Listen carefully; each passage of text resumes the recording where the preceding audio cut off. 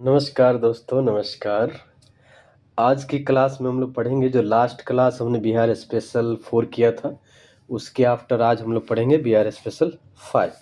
ठीक है, तो बिहार स्पेशल 5 में हम लोग वहाँ से स्टार्ट करेंगे जहाँ हमने एंड किया था। तो हमने लास्ट क्लास में हमने पढ़ा था कि बौद्ध संगीति के बारे में पढ़ा था कि प्रथम बौद्ध संगीति कब हुआ था। ठीक है, तो उसका थोड़ा मैं रिवीजन करा देता हूँ कि प्रथम बौद्ध संगीति यानी अगर देखा जाए कि फर्स्ट बौद्ध संगीति कब हुआ था, तो 483 में हुआ था। ठीक है, 483 ईसा पूर्व में हुआ था। ठीक है, 483 ईसा पूर्व में उस टाइम में राजा कौन थे, राजा यानी शासक कौन था, तो राजा थे जिनका नाम था अजातशत्रु। ठीक है, अजातशत्रु। अजातशत्रु का मतलब होता है जिसका कोई शत्रु नहीं हो। जैसे भारत में अजातशत्रु किसको बोला जाता है, डॉक्टर राजेंद्र प्रसाद को बोला जाता है। ठीक है, वैसा ही उस टाइम वो थे। अब पूछा जाए कि अध्यक्ष कौन थे उस टाइम, अध्यक्ष कौन थे, तो उनका नाम था महाकश्यप। ठीक है, महाकश्यप। ठीक है, यहाँ समझ गया। तो महाकश्यप थे। स्थान कहाँ हुआ था यानी कहाँ हुआ था, तो ये हुआ था राजगृह में। ठीक है, राजगृह। ठीक है, ऐसे भी लिखता है और ऐसे भी लिखता है, राजगृह। ठीक है, समझ गए। तो राजगृह में हुआ था, यहाँ तो समझ गए ना। तो पहला कहाँ हुआ था मैं बता देता हूँ ओवरऑल, क्योंकि लास्ट क्लास मैंने पढ़ा था। पहला हुआ था 420 में। ठीक है, अजात शत्रु उसके शासक थे और अध्यक्ष महाकश्यप थे। कहाँ हुआ था, तो राजगृह में हुआ था। ठीक है, समझ गए। इसमें क्या हुआ था कि बौद्ध भिक्षु का जो होता है ना, बौद्ध भिक्षु जो होते हैं उनके नियम पालन करने के लिए विनय पीठक तथा बुद्ध की शिक्षाओं के लिए सूत पीठक की क्या किया था, रचना किया गया था। ध्यान रखना, पहला में विनय पीठक और आपका सूत पीठक की रचना किया गया था। दूसरा जो हुआ था वो 100 साल बाद हुआ, 100 साल बाद हुआ। तो 100 साल बाद यानी दूसरा जो हुआ 383 में हुआ था। ठीक है, 383 ईसा पूर्व में। इस टाइम कौन राजा थे, तो इस टाइम राजा थे कालाशोक। ठीक है, शुंग वंश के थे कालाशोक। उसके अध्यक्ष कौन थे, सबकामी थे या साबकमीर बोला जाता है। ठीक है, कहाँ हुआ था, तो वैशाली में हुआ था। ठीक है, समझ गए यहाँ तक। इसमें काम क्या हुआ था, तो इसमें हुआ था अस्तवीर और महासंघिका में विभाजन हो गया था। ठीक है, तीसरा कहाँ हुआ था, तो 250-51 के करीब हुआ था, पटना में हुआ था। उस टाइम राजा अशोक थे। मोगली पूरक तीर्थ उस टाइम के अध्यक्ष थे। और इसमें क्या हुआ था, अभिधम पिटक की रचना हुआ था। समझ गए। चौथा हुआ था जो बिहार से बाहर हुआ था, यही बीपीएससी 71 का क्वेश्चन था। ठीक है, तो ये हुआ था आपको 72 ईसा पूर्व में हुआ था, यानी 72वीं ईसा पूर्व में। कनिष्क राजा थे और वसुमित्र उसके अध्यक्ष थे और अश्वघोष उसके उपाध्यक्ष थे। समझ गए। और कुंडग्राम कश्मीर में हुआ था। इसमें क्या हुआ कि बौद्ध धर्म में दो विभाजन हो जाता है। ठीक है, अब वहां से हम लोग पढ़ते हैं बौद्ध धर्म में जो दो विभाजन हुए वहां से पढ़ते हैं। ठीक है, तो दो विभाजन हुआ, एक का नाम था हीनयान और दूसरा का नाम था महायान। जो विभाजन हुआ तो एक को बोला जाता है हीनयान और दूसरा को बोला जाता है महायान। क्लियर। तो हीनयान में क्या होता है कि गौतम बुद्ध को महापुरुष बताया गया और महायान में क्या हुआ, देवता बताया गया। समझ गए, डिफरेंस पूछता है। ठीक है, पहला में गौतम बुद्ध को महान पुरुष बताया गया, महापुरुष, और महायान में आपको देवता बताया गया। हीनयान का शाब्दिक अर्थ क्या होता है, तो हीनयान का शाब्दिक अर्थ है निम्न मार्ग। ठीक है, यानी एक छोटा मार्ग। इसमें क्या होता है कि लोग गौतम बुद्ध के आदर्श को मूल रूप से बनाए रखते हैं। यानी इसमें क्या होता है कि एक ऐसा मार्ग जिसमें गौतम बुद्ध के आदर्श को क्या होता है, मूल रूप से बनाए रखना चाहते हैं, सिंपल। और आपका महायान में क्या होता है भाई, इसमें बताया जाता है कि महायान का शाब्दिक अर्थ होता है उत्कृष्ट मार्ग, सबसे उत्तम मार्ग क्या है। इससे क्या होता है कि बौद्धिस्ट में, बौद्ध यानी बौद्ध धर्म में क्या बोला जाता है, सत्यान भी कहते हैं। इसमें लोग बुद्ध के आदर्शों को मूल रूप से पालन ना कर परिवर्तन की बात करते हैं। यानी ये बोलते हैं कि गौतम बुद्ध के जो आदर्श है वो तो चलो ठीक है, लेकिन उसमें कुछ बदलाव क्या किया जाए। समझ गए, इसकी बात किया गया था।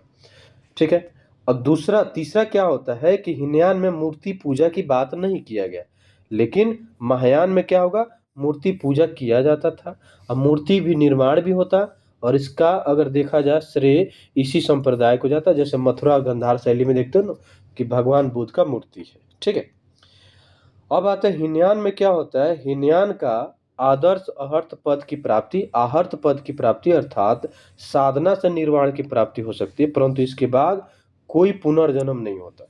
लेकिन महायान में क्या बताया है कि आदर्श तो मानते हैं, बोधिसत्व का आदर्श मानते हैं, मोक्ष प्राप्ति के बाद भी, ठीक है, दूसरे के निर्माण हेतु तो पुनर्जन्म की बात, सिंपल बात है। हीनयान बताता है कि पुनर्जन्म नहीं होगा, महायान बताता है होता है। ठीक है, हीनयान बताता है गौतम बुद्ध को महापुरुष, महायान बताता है देवता। ठीक है, हीनयान में क्या होता है, गौतम बुद्ध के आदर्श को बनाए रखने की बात किया जाता है, उसमें कुछ बदलाव की बात किया जाता है। तीन हो गया डिफरेंस।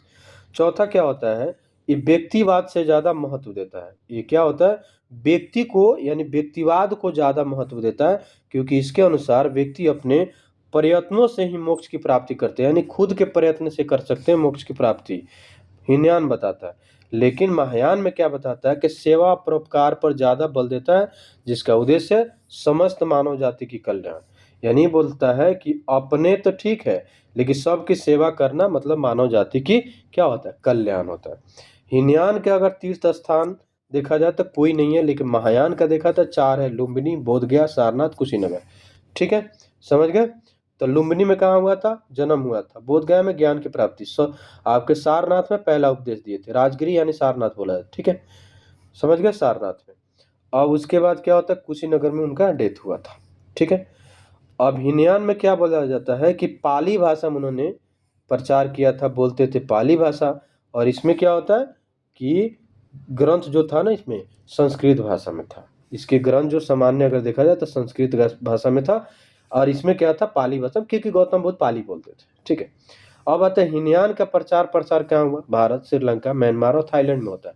लेकिन महायान का प्रचार कहाँ पे हुआ भाई, उत्तर भारत में अगर देखा जाए चीन, जापान, कोरिया, ये सब एरिया में हुआ। ठीक है, तो ये हो गए आपके महायान और हीनयान के बीच का डिफरेंस। अब आता है बोधिसत्व क्या होता है, यानी बोधिसत्व क्या होता है। तो कहता है कि महायान शाखा का आदर्श, महायान शाखा का ही आदर्श है।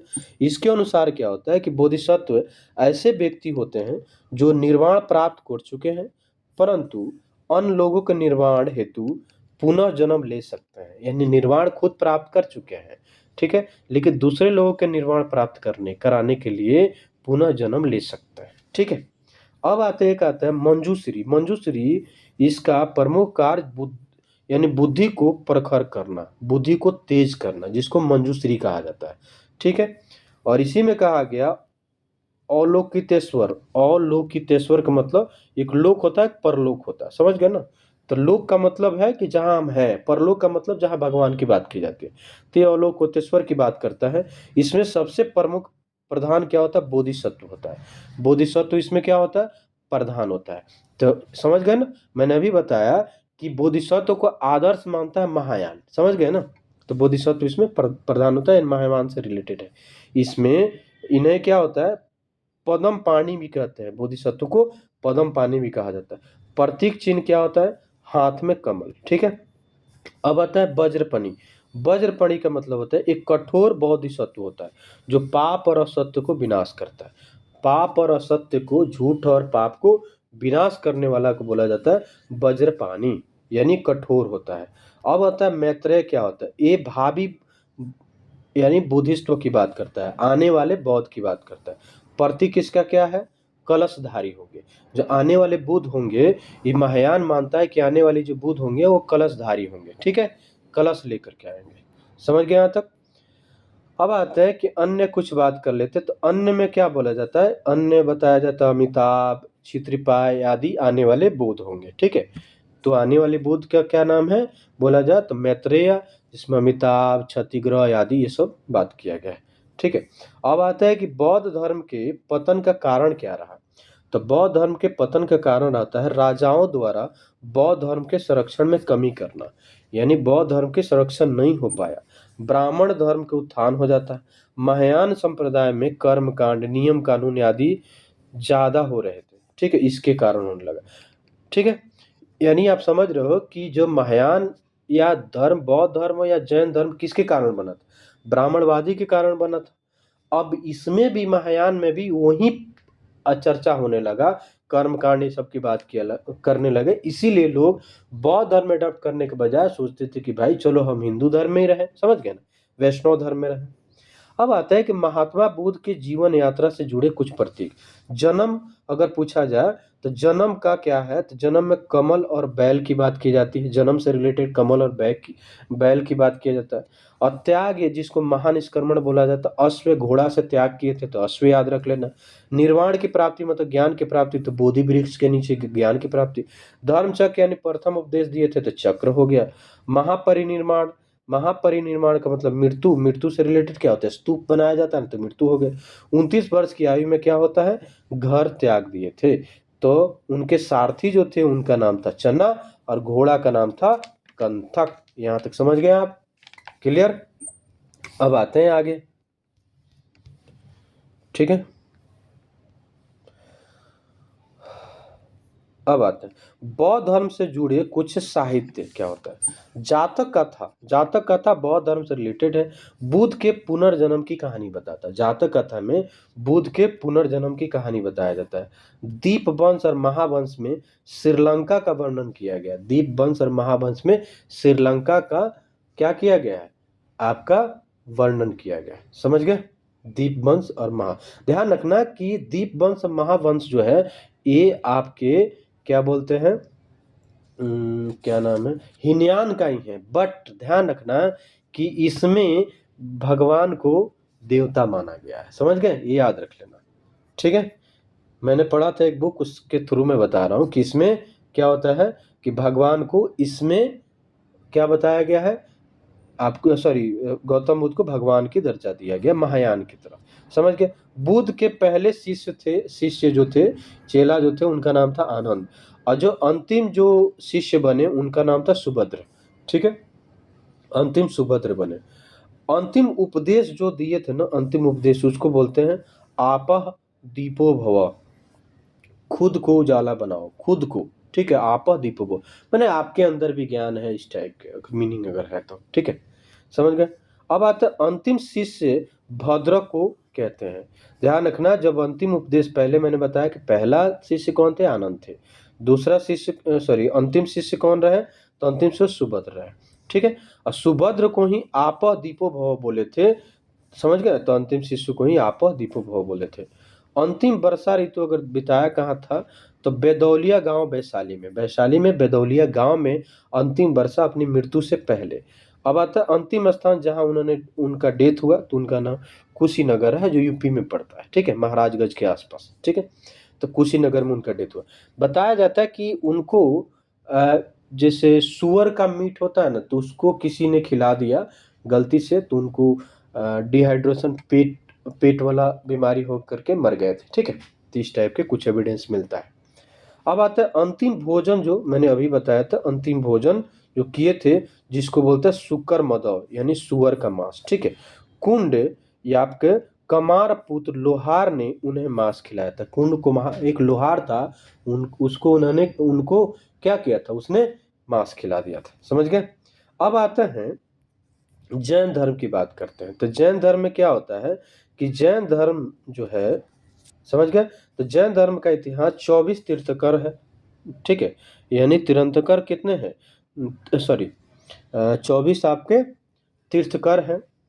अब इसमें के माध्यम से बताया गया कि ज्ञान होता है, जिसमें प्रथम तीर्थंकर ऋषभ देव, जिसको आदिनाथ कहा जाता है, और अंतिम जो थे 24वें जो अंतिम थे, जिसको बोला जाता है महावीर स्वामी, ठीक है, महावीर स्वामी, समझ गया था।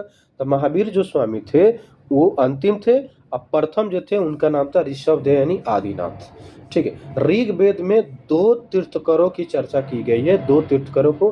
प्रथम जो थे ऋषभ देव आदिनाथ की, अब 22वें तीर्थंकर है जिसको बोलते हैं नेमिनाथ, यानी अरिष्ट नेमि की चर्चा आपके किसमें किया गया, आपके ऋग्वेद में किया गया। बिहार के संदर्भ में बात करें तो 24 में से 8 से 10 तीर्थंकर जो है बिहार के हैं। 24 में से 8 से 10 जो तीर्थंकर जो है आपका जैन धर्म का, वो बिहार से है। अब इसमें बताया जाता है कि 10वें तीर्थंकर, जिसका नाम था शीतलनाथ, का जन्म बिहार के गया जिले में होता है, ठीक है। जो गांव का नाम क्या है, भदिलपुर, वर्तमान भदोली झारखंडी में पड़ता है, ठीक है, ये सब झारखंड वाला एरिया में पड़ जाता है। इसका उनका क्या था, पद चिन्ह झारखंड यानी ये सब एरिया में पड़ जाता है।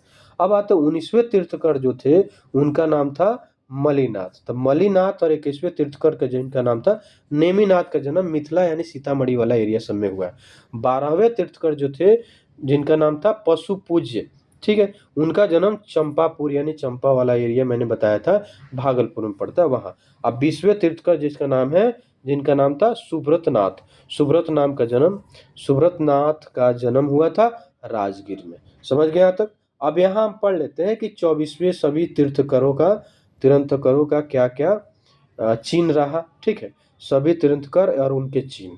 तो ध्यान रखना, आदिनाथ मैंने बताया जिनका नाम ऋषभ देव था और उनको बैल और वृषभ की चिन्ह है। ठीक है, यानी बैल और वृषभ से रिलेटेड उनको आदिनाथ को रिपोर्ट इंट्रोड्यूस किया जाता है। ठीक है, अब अजीतनाथ दूसरे थे जो हाथी से, फिर संभवनाथ हो गए तीसरे घोड़ा से, फिर अभिनंदन जी हो गए बंदर से, सुमतिनाथ चकवा से। ठीक है, अब उसके बाद पदप्रभ जी लाल कमल से। ठीक है, सुपार्श्वनाथ जो स्वास्तिक, ये याद रखना स्वास्तिक से रिलेटेड पूछेगा तो सुपार्श्वनाथ थे। ठीक है, स्वास्तिक से रिलेटेड। अब आता है चंद्रप्रभ जो थे चंद्रमा से, चंद्रपुर चंद्रमा। ठीक है, उसके बाद क्या आता है पुष्दंती किससे थे तो आपका मगरमच्छ से। ठीक है, पुष्दंती याद रखना मगरमच्छ से। मैंने क्या बताया कि सुपार्श यानी 7 सुपार्श्वनाथ जो स्वास्तिक से रिलेटेड थे, पुष्पंती आपके मगरमच्छ से रिलेटेड थे। उसके बाद शीतलनाथ जो कल्प वृक्ष है जो वृक्ष से रिलेटेड है, श्रेयांशनाथ गेंडा से रिलेटेड है, वसुपूज्य भैंसा से रिलेटेड है। समझ गए, तो ये हो गए। उसके बाद आप देखो, उसके बाद आते हैं विमलनाथ शुकर से रिलेटेड है, शुकर जी सुअर बोला जाता है। अनंतनाथ जो सेही से रिलेटेड है। ठीक है, छुछुंदर टाइप में है ना ये सेही। धर्मनाथ जो वज्रदंड से, हाँ ये आपका क्या बोलते हैं हनुमान जी के गद्दा से रिलेटेड है, वज्रदंड बोला जाता है। शांतिनाथ जो हिरण से रिलेटेड है, शांतिनाथ हिरण के लिए थे। अब आते हैं कुंथुनाथ जी जो बकरा से रिलेटेड है। और नाथ जो मत्स्य से रिलेटेड है, माछ मतलब मछली से रिलेटेड है। मलिक नाथ कलश से रिलेटेड है। इनको किसी किसी जगह पे इनको लेडीज भी बोला जाता है, महिला मलिक नाथ को बोला जाता है। ठीक है, कहीं कहीं जगह पे मलिक नाथ को महिला भी बोला जाता है जो कलश से रिलेटेड है। समझ गया तक। अब उसके बाद आते हैं आपके मुनि सुब्रत नाथ कछुआ से रिलेटेड है। ठीक है, नमीनाथ ध्यान रखना नीलकमल से रिलेटेड है। आदिनाथ पहला थे, नमीनाथ और आदिनाथ में कंफ्यूज नहीं होना है। नमीनाथ ठीक है 21वें थे। ठीक है, नमीनाथ आपके 21वें थे। उसके बाद आता है नेमिनाथ संघ से रिलेटेड है।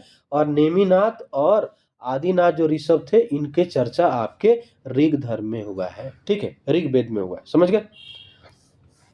23वें क्वेश्चन आता है पार्श्वनाथ सर्प से रिलेटेड है, महावीर 24वें हो गए। ठीक है, समझ गए यहाँ तक। तो ये आपको याद कर लेना है कि भाई कौन कहाँ के थे, क्या थे, इनका क्या। अब बताया जाता है ऋग्वेद में ऋषभ देव को नारायण का अवतार बताया गया तथा अरिष्ट नेमि को कृष्ण का अवतार बताया गया। अरिष्ट नेमि को कृष्ण का अवतार, ठीक है, और आपका ऋषभ देव को किसको, नारायण का अवतार बताया गया। समझ गए, यहाँ तक क्लियर हो गया। ठीक है, अब उसके बाद आते हैं, उसके बाद बौद्ध साहित्य में महावीर को निग्रंथ पुत्र कहा गया। बौद्ध साहित्य में महावीर को निग्रंथ पुत्र कहा गया है। निग्रंथ पुत्र बौद्ध धर्म में, ये पूछ लेगा क्वेश्चन। ठीक है, तो कंफ्यूजन नहीं होना है। ठीक है, यहाँ तक क्लियर हो गया। देखो अरिष्ट नेमि, आप कंफ्यूज हो रहा होगा ना कि अरिष्ट नेमि किससे रिलेटेड है। अरिष्ट नेमि का ही नाम था, अरिष्ट नेमि ही 22वें थे। अरिष्ट नेमि जो ना 22वें तीर्थकर थे जिसका ऋग्वेद में चर्चा हुआ है। ठीक है, अब 22वें तीर्थकर का नाम क्या था, नेमिनाथ। इन्हीं को बोला जाता है अरिष्ट नेमि, नेमिनाथ को। ठीक है, अरिष्ट नेमि को ही नेमिनाथ बोला जाता है जो 22वें तीर्थकर थे। ठीक है, तीर्थकर क्लियर। अब उसके बाद आते हैं, उसके बाद हम पढ़ते हैं महावीर के बारे में। तो महावीर ठीक है 540 ईस्वी पूर्व में उनका जन्म हुआ था। उनके डेथ होता है कि 468 में। ठीक है, उनका डेथ कब हुआ, 468 में। क्लियर यहाँ तक। कहाँ जन्म हुआ था? तो कुंडग्राम में हुआ था। मृत्यु कहाँ हुआ? पावापुरी, नालंदा डिस्ट्रिक्ट में पड़ता है। राजा हस्तिपाल के घर हुआ था उनका डेथ। ठीक है। पिता और माता, पिता का नाम क्या था? सिद्धार्थ। ध्यान रखना कि गौतम बुद्ध का नाम भी सिद्धार्थ था, तो कंफ्यूज नहीं होना। इनके पापा का भी नाम सिद्धार्थ था, जो ज्ञात्री कुल के थे। ठीक है। और उनके माता का नाम त्रिशला था, जो लिच्छवी राजकुमारी चेटक की बहन थी। समझ गए?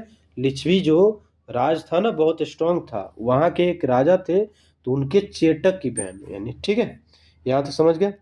अब आता है कि पत्नी जो है, उनकी पत्नी का नाम है यशोदा, जो कौंडिल्य कुल से थी। ठीक है। पुत्री उनका नाम था अनोजा। ठीक है, जिसको प्रियदर्शनी बोला जाता है। दामाद जामिल थे, महावीर के प्रथम शिष्य भी बने दामाद उनके। ठीक है। आगे क्या होता है, बहुतर संप्रदाय हुआ, आगे बहुत से लोग जुड़े। गृह त्याग 30 वर्ष की उम्र में किया था। नंदी वर्मन उनके बड़े भाई की आज्ञा लेकर के किया था। ध्यान रखना, कंफ्यूजन नहीं होना है। इन्होंने अपने भाई की आज्ञा लेकर के घर को त्याग किए थे, लेकिन क्या होता है कि गौतम बुद्ध ने आज्ञा नहीं लिया था, चुपके से गए थे। ठीक है। अब आता है केवल की प्राप्ति। केवल का मतलब होता है ज्ञान की प्राप्ति। कहाँ होता है? ऋजुपालिका नदी के तट पर 12 वर्ष तपस्या करने के बाद, यानी 30 वर्ष के थे, 42 वर्ष में उनको ज्ञान की प्राप्ति होती है। ऋजुपालिका ग्राम के समीप, संभवतः वर्तमान जमुई डिस्ट्रिक्ट में होता है, साल वृक्ष के नीचे। तो इनके लिए साल ट्री क्या है? इंपॉर्टेंट है। अब आते हैं पार्श्वनाथ। क्या पार्श्वनाथ जो है, ठीक है, वो 23वें तीर्थंकर थे। पार्श्वनाथ जो है, पारसनाथ पहाड़ी समेत पर्वत शिखर से बोला जाता है, जो बांका का आसपास एरिया में बताया जाता है। समेत पर्वत शिखर ही आई थिंक वो जो मैंने पिछले क्लास में ही बताया था कि समेत पर्वत का ही यूज किया था समुद्र मंथन में। कहीं कहीं एविडेंस मिलता है कि उसका यूज किया गया था। उन्होंने 4 व्रत दिए, रूल 4 दिए। ठीक है। तो पहली बात है कि सत्य बोलो, अहिंसा, अस्तेय, चोरी नहीं करना, अपिग्रह यानी अपरिग्रह। अपरिग्रह का मतलब संपत्ति नहीं रखना। ठीक है। तो क्या महावीर स्वामी ने दिया था? नहीं, उससे पहले जो तीर्थंकर जो हुए, उन लोगों ने 4 चीज दिया था, व्रत दिया था, सत्य, अहिंसा, अस्तेय और अपरिग्रह। लेकिन महावीर स्वामी ने लास्ट वाला दिया, उनका क्या है? ब्रह्मचर्य की प्राप्ति। तो इस तरह अगर बोला जाए, व्रत कितने होते हैं जैन धर्म में? तब 5 होते हैं। पहला क्या है? तो पहला को बोला जाता है सत्य, दूसरा को क्या बोलता है? अहिंसा। और तीसरा को क्या बोला जाता है? अस्तेय, मतलब चोरी नहीं करना। चौथा अपरिग्रह, मतलब संपत्ति नहीं रखना। और पांचवा आपका ब्रह्मचर्य। समझ गए यहाँ तक? क्लियर? अब आते हैं यहाँ पे बताया जाता है कि महावीर के अन्य नाम क्या है। महावीर स्वामी के एक अन्य नाम निग्रंथ बोला जाता है, कुरुचक बोला जाता है। मैं थोड़ा और बढ़ा देता हूँ इसको। निग्रंथ, कहीं के कुरुचक, यापनी और श्वेतपट बोला जाता है। ठीक है, कुरुचक, यापनी, श्वेतपट। बताया जाता है महावीर को सुख दुख पर विजय प्राप्त करने के कारण केवल्य के माध्यम से जीन कहा गया। यानी महावीर स्वामी ने सुख और दुख पर विजय प्राप्त कर लिया। और जो भी कोई पर्सन सुख और दुख उसके लिए समान हो, बराबर हो, सुख में भी ज्यादा खुश ना हो, दुख में भी ज्यादा परेशान ना, सब न्यूट्रल हो, तो उसको महान बोला जाता है। ठीक है। यानी उसको बोला जाता है केवल्य की प्राप्ति होना जैन धर्म में। ठीक है। अब हिंदू धर्म की बात बोला जाए तो उसको सिद्ध पुरुष बोला जाता है। समझ गए? जिसके लिए सुख और दुख सब समान हो, उसको सिद्ध पुरुष बोला जाता है। लेकिन जैन धर्म में उसको केवल्य बोला जाता है, मतलब ज्ञान की प्राप्ति एक टाइप का, या जीन कहा जाता है। ठीक है। जीन मतलब, जीन का मतलब वो जीन भूत वाला नहीं, जीन का मतलब यहाँ पे केवल वाला। ठीक है। महावीर के बाद जैन धर्म का प्रमुख जो हुए, उनका नाम था सुधर्मन बने। ठीक है। और उनके बाद जो हुए थे, जम्बू स्वामी बने प्रमुख। ठीक है। जम्बू स्वामी क्या होता है? उसके बाद बने। अगर जो देखा जाए तो प्रमुख बने जो अंतिम केवलिन कहलाए। जम्बू स्वामी, क्वेश्चन पूछेगा कि जम्बू स्वामी कौन थे, तो जम्बू स्वामी आपका जैन धर्म के अंतिम क्या थे? केवलिन थे। समझ गए? लेकिन अगर बौद्ध धर्म से रिलेटेड पूछ दे कि बौद्ध धर्म में अंतिम उपदेश गौतम बुद्ध ने किसको दिया था, तो उनका नाम था सुभद्र। ठीक है। क्या बोला था? तो आपः दीपो भव, बोलना नहीं है, ठीक है, समझ गए ना यहाँ तक। अब आता है कि मैंने ये सब पढ़ा दिया है कि 42 वर्ष की उम्र में, इसी का आपके मैप में दिया है, ठीक है। अब आते हैं कि जैन धर्म का संरक्षण अगर देखा जाए तो गंग वंश के राजा हुआ करते थे, ठीक है। राजमहल चतुर्थ ने मंत्री, उनके मंत्री थे चामुंड। चामुंड ने, यानी गंग वंश के एक राजा थे जिनका नाम था राजमहल चतुर्थ, यानी 4th नंबर के राजा थे। उनके एक मंत्री थे चामुंड ने 983 ईस्वी में कर्नाटक के श्रवणबेला में, ठीक है, श्रवणबेला में बाहुबली की मूर्ति यानी गोमतेश्वर की मूर्ति के निर्माण करा, 57 फीट का। ये आपके इंपॉर्टेंट है, ठीक है। अब उसके बाद आते हैं अगला। अब आता है कि कलिंग के जो एक राजा हुआ करते थे, कलिंग का राजा जिनका नाम था खारवेल। कलिंग का राजा खारवेल जैन धर्म के संरक्षक थे। उन्होंने पाटलिपुत्र पर आक्रमण किया, संभवतः शुंग काल में आक्रमण किया था, और जिनसेन की मूर्ति को क्या हुआ, वापस लेके चले गए। मैंने बताया था ना, जिनसेन की मूर्ति को वापस लाए थे। जिनसेन की मूर्ति को आई थिंक शायद लाए थे महापद्मानंद, आई थिंक एक बार चेक कर लेना कि जैन धर्म के मूर्ति को किसने लाया था, तो महापद्मानंद ही लाए थे, ठीक है। यहाँ तो क्लियर हो गया। अब आते हैं कि यहाँ पे बताया जाता है कि चंद्रगुप्त मौर्य ने जैन धर्म का संरक्षण किया, ठीक है भाई, किया, कोई बात नहीं, ठीक है। अब उसके बाद उदयन ने भी किया था, मैंने बताया उदयन ने, चंद्रगुप्त में। ध्यान रखना बिंबिसार की यहाँ पे बात नहीं किया गया है, ठीक है। अशोका बौद्ध धर्म से रिलेटेड था, ठीक है। अब आते हैं कि जैन धर्म के प्रमुख मंदिर। एक क्वेश्चन आता है, दिलवारा का टेम्पल जो जैन धर्म का अरावली माउंट आबू राजस्थान में है। निर्माण वस्तुपाल और जयपाल द्वारा किया गया, राजस्थान में स्थित है। माउंट आबू में दिलवारा का टेम्पल है, निर्माणकर्ता का नाम क्या था, वस्तुपाल और जयपाल, जो राजस्थान में स्थित है, ठीक है। शत्रुंजय क्या होता है, शत्रुंजय की पहाड़ी आदिनाथ की मूर्ति है शत्रुंजय की पहाड़ी में, ठीक है। पार्श्वनाथ पहाड़ी समेत पर्वत है जो बिहार झारखंड वाला एरिया में, गिरिडीह अभी झारखंड में पड़ता है। मुख्य रूप से पार्श्वनाथ की मूर्ति वहां बनाया गया है जो जैन धर्म से रिलेटेड है। मंदार पर्वत, मंदार पर्वत का ही मैंने बात कर रहा था उस टाइम, आई थिंक मैंने समेत पर्वत की बात कर दिया होगा, ठीक है। मंदार पर्वत कहीं यूज किया गया था आपके समुद्र मंथन में, ठीक है, करेक्ट कर लेना अगर मैंने बोला होगा तो, ठीक है। अब आते हैं जल मंदिर पावापुरी वाला एरिया, जहाँ पे नालंदा में पड़ता है, जहाँ पे इनका जैन धर्म में जो क्या बोलते हैं महावीर स्वामी का डेथ हुआ था, ठीक है। यहाँ तो क्लियर हो गया। अब आता है जैन धर्म 2 पार्ट में डिवाइड होता है। जैन धर्म जो है 2 पार्ट में डिवाइड होता है, एक श्वेतांबर, एक होता है दिगंबर। श्वेतांबर क्या होता है, स्थल भद्र द्वारा, और दिगंबर क्या होता है, भद्रबाहु द्वारा। इसके अनुयायी को यति आचार्य साधु आदि कहते थे। इनके अनुयायी को क्या बोला जाता, झूलक निग्रंथ आदि कहा जाता था, ठीक है। महावीर के मूल सिद्धांतों में कुछ परिवर्तन करना चाहते थे, यानी कुछ परिवर्तन करके, जैसे वहाँ महायान हीनयान हुआ ना, यहाँ पर भी हुआ था आपका श्वेतांबर दिगंबर। तो श्वेतांबर क्या चाहते थे, कुछ परिवर्तन करने के लिए। दिगंबर मूल सिद्धांत को ही पालन करते थे जो महावीर स्वामी के थे, ठीक है। इसके क्या होता था कि इसके उप संप्रदाय थे। इसके उप संप्रदाय क्या थे, डेरावासी और स्थानिकवासी, ठीक है, डेरावासी स्थानिक। और इसके ऊपर संप्रदाय को तारापंथी बोला जाता है, 20पंथी बोला, 13पंथी और 13पंथी बोला जाता है, ठीक है। समझ गया यहाँ तक, इसको बोला जाता है। अब आता है एक्चुअली इसमें कहानी ये है कि बताया जाता है कि एक बार मगध में बहुत ज़्यादा अकाल हुआ, ठीक है।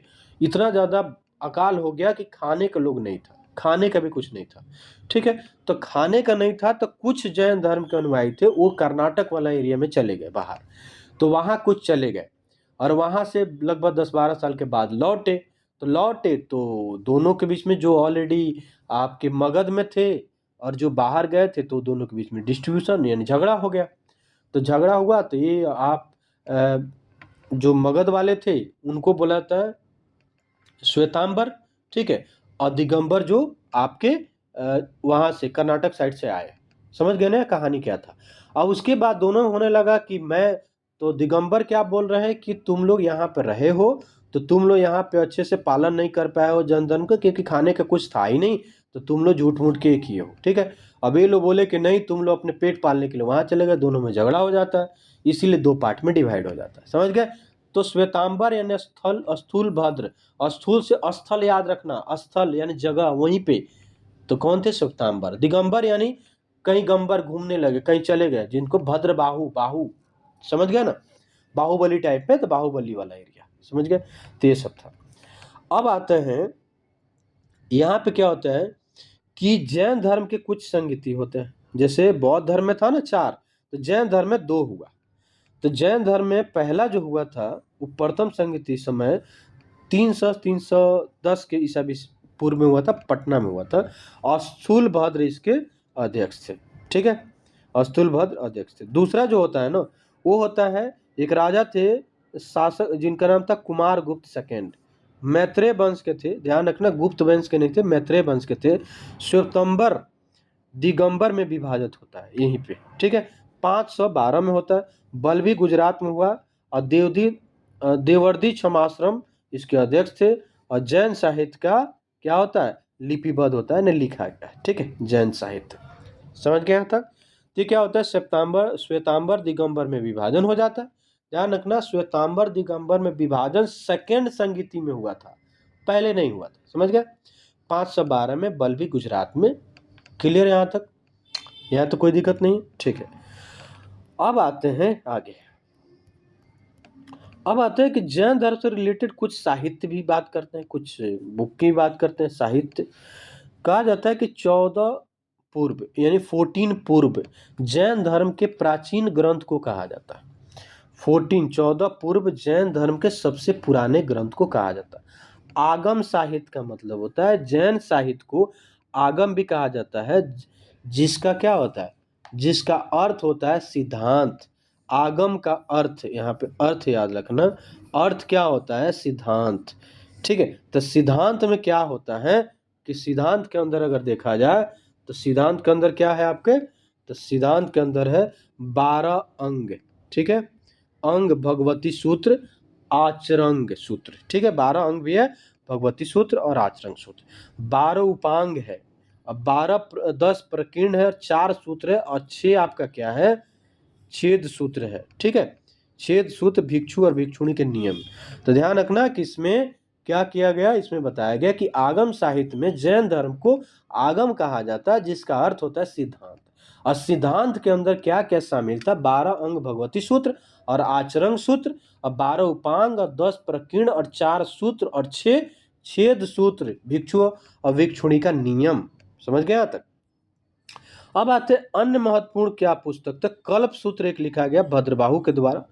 भद्रबाहु मैंने बताया था दिगंबर वाले थे, ठीक है, भद्रबाहु के द्वारा। एक और लिखा गया जिसका नाम है रत्नंदी, रत्नंदु सॉरी कल्प सूत्र भद्रबाहु लिखे थे, और भद्रबाहु के जीवन पे जो लिखे थे उनका नाम था रत्नंदी, ठीक है। भद्रबाहु के लाइफ पर जिसने लिखा उनका नाम था रत्नंदी, ठीक है। इसने क्या किया, इसने चंद्रगुप्त मौर्य के बारे में भी जानकारी इस बुक में मिला है, ठीक है। परिशिष्ट पर्वत जो लिखा गया उसकी कहानी हेमचंद्र द्वारा। न्याय अवतार सिद्धसेन, बहुत इंपॉर्टेंट है, बहुत बार पूछा है कि न्याय अवतार का राइटर का नाम क्या है, तो सिद्धसेन। पूछ देगा क्वेश्चन में किस धर्म से रिलेटेड है, तो जैन धर्म से रिलेटेड है। जैन धर्म के आदर्श क्या है, पहला सृष्टि शाश्वत है, यानी सृष्टि का कभी विनाश नहीं किया जा सकता। बौद्ध धर्म में क्या बताया था, विनाश है, शरीर नाश्वर है, विनाश किया जा सकता है, ठीक है। इसमें होता है कभी भी प्रलय नहीं आएगा। महावीर के अनुसार सृष्टि का निर्माण 6 द्रव्य से हुआ है। महावीर के अनुसार सृष्टि का निर्माण जो हुआ ना 6 द्रव्य से हुआ है। पहला जीव, अजीव, जीव और अजीव। जीव में क्या बताया है, कर्म और चेतना की बात किया गया। अजीव का धर्म, अधर्म, आकाश, काल और पुदल यानी भौतिक तत्व की बात किया गया। जैन धर्म जो है, जैन धर्म पंच महाव्रत की बात करता है, जिसमें 5 शिक्षाएं शामिल है। 5 शिक्षाएं मैंने बताया था, सत्य, अहिंसा, अस्तेय, अपरिग्रह और ब्रह्मचर्य की बात किया गया जैन धर्म में, ठीक है। ब्रह्मचर्य वाले महावीर स्वामी ऐड किए थे। ठीक है। इन व्रतों के अनुसार दो आधार में भागा डिवाइड किया गया। एक को बोला जाता महाव्रत, दूसरा को बोला जाता अनुव्रत। महाव्रत का मतलब इसे कठोर तपस्या के तहत प्राप्त किया जा सकता है। अनुव्रत का मतलब होता है गृहस्थ जीवन जीकर भी इसे प्राप्त किया जा सकता है। अनुव्रत का मतलब आप घर के काम करके भी अपने धर्म का पालन कर सकते हैं, और महाव्रत का मतलब होता है कि घर हर चीज करके नहीं, कठोर तपस्या करके कर सकते हैं। ठीक है, समझ गए? यहां तो क्लियर हो गया? ओके। अब आता है जैन धर्म के त्रिरत्न। इसमें आता है त्रिरत्न। सम्यक दर्शन पहला आता है, सम्यक दर्शन। इसके तहत ज्ञान के प्रति श्रद्धा की बात किया गया। सम्यक दर्शन में ज्ञान के प्रति श्रद्धा की बात किया गया। समझ गए? सम्यक दर्शन में। अब आते हैं, किधर गया भाई?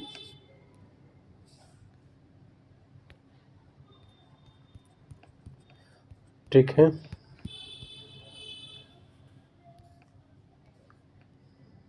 यहाँ पे है भाई।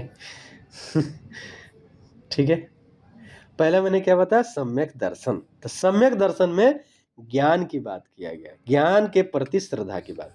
अब उसके बाद क्या आता है? उसके बाद आता है आपके सम्यक ज्ञान। सम्यक ज्ञान में सत्य और असत्य की बात किया गया। तो सम्यक दर्शन में ज्ञान के प्रति श्रद्धा, और सम्यक ज्ञान में सत्य और असत्य, सही और गलत की बात किया गया। तो सम्यक चरित्र में क्या किया गया? सम्यक चरित्र की बात किया जाए तो देख रहे हो, हितकारी कार्यों का आचरण करना तथा अहितकारी कार्यों को रोकना। यानी जो सबके हित में है उस काम को करना, और जो सबके हित में नहीं है उस काम को रोक देना, इसकी बात किया गया। त्रिरत्न की बात किया गया। सम्यक दर्शन, सम्यक ज्ञान, सम्यक चरित्र। ठीक है। अब एक और पॉइंट आता है जिसको बोलते हैं निवृत्ति मूलक। निवृत्ति मूलक का मतलब होता है सांसारिक मोह को त्यागना। सांसारिक मोह, माया, भाई बहन, भतीजावाद, हस्बैंड वाइफ सब त्यागना। ठीक है, तो इसको बोलते हैं निवृत्ति मूलक। अनेकांतवाद का मतलब होता है आत्मा हर जगह है। आत्मा हर जगह है। समझ गए? आत्मा की बात नहीं किया गया था बौद्ध धर्म में, यहाँ किया गया। समझ गए?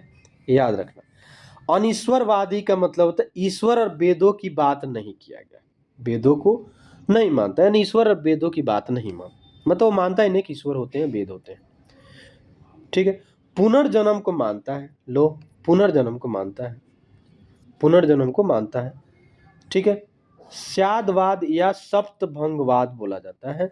सापेक्षता का सिद्धांत इसको कहा जाता है। सप्तभंगवाद को सापेक्षता का सिद्धांत बोला जाता है। ठीक है। इसके तहत सभी गुण किसी के सापेक्ष में कम या ज्यादा हो सकते हैं। सभी गुण तो होते हैं, इसके तहत सभी गुण किसी में ज्यादा और किसी में कम हो सकते हैं। ठीक है, यानी गुण होते हैं सबके पास, किसी में ज्यादा किसी में कम हो सकते हैं, वो नॉर्मल सी है। ठीक है। अब एक और आता है लास्ट, आज का जो टॉपिक है उसका नाम है, क्या है? काया कलेश। काया कलेश पर बल दिया। ठीक है। इसके तहत व्यक्ति, क्या बताया था कि व्यक्ति अन्न पानी त्याग कर निर्जला के माध्यम से तप पर बल देता है, जिसे सलेखना संथारा कहते हैं, जिसके तहत व्यक्ति शरीर त्याग देता है। यानी अगर मोक्ष की प्राप्ति करना तो अन्न जल त्याग दो, और धीरे धीरे शरीर जब त्यागोगे तो इसका मतलब है आप मोक्ष की प्राप्ति की तरफ जा रहे हो, जिसको जैन धर्म में सलेखना कहा जाता है, सलेखना विधि। ठीक है, यानी संथारा सलेखना विधि कहा जाता है। इसके तहत क्या होता है बताया जाता है, इसके तहत आपके चंद्रगुप्त मौर्य ने सलेखना विधि के तहत ही वो जो क्या हुए, जब राजपाट कर लिए, जब वो जैन धर्म अपना लिए, तो उनको ज्ञान के खोज के लिए उन्होंने सलेखना विधि का यूज किया। वो कर्नाटका में जा करके उनकी डेथ हो जाती है। अपने बेटा को बिंदुसार को वो लौटा देते हैं, बोलते हैं तुम राज करो, हम जा रहे हैं। ठीक है। तो सलेखना विधि की तरह अगर बोला जाए तो चंद्रगुप्त मौर्य का डेथ हुआ था। समझ गए? अब आते हैं यहाँ पे कुछ नोट में। महावीर की पहली महिला शिष्या जो थी उनका नाम था चंदना। समझ गए? पहली महिला जो शिष्या थी उनका नाम था चंदना। ठीक है। अगले क्लास में हम पढ़ेंगे मौर्य वंश। ठीक है, तब तक के लिए थैंक यू, धन्यवाद। ठीक है, आप लोग देखते रहिए और लाइक सब्सक्राइब करते रहिए। थैंक यू, धन्यवाद।